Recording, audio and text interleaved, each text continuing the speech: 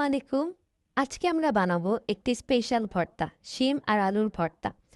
এক্ষেত্রে আমরা সর্বপ্রথম শিম আর আলুকে সেদ্ধ করে নিব। এরপর একটি পিষনির সাহায্যে শিম, আলু এবং ধনেপাতাকে আলতোভাবে মেখে নেব কিংবা মিহি করে নেব।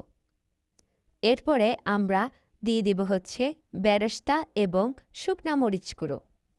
শুকনা মরিচ গুঁড়ো আর বেরেস্তাগুলো দেওয়ার পরে ভালোভাবে আবার ২-৩ বার মেখে নিব। কিছুক্ষণ মেখে নেওয়ার পরে এই ভর্তাতে চলে যাবে একটা গেম চেঞ্জার আইটেম। গেস করেন তো কি? সেটা হচ্ছে সরিষার তেল। সরিষার তেল দিয়ে আবার মেখে নেব। ভালো করে মেখে নিব। এরপরে আমরা একটা চামচ নিব। চামচের সাহায্যে আবার ভর্তাটাকে মেখে নিব। ভর্তাটাকে মাখবো, মাখবো, মাখতেই থাকবো। এরপর আমরা হাত দিয়ে একটু মেখে নিতাম। এরপর একটু টেস্ট করব। সেই কি থাকো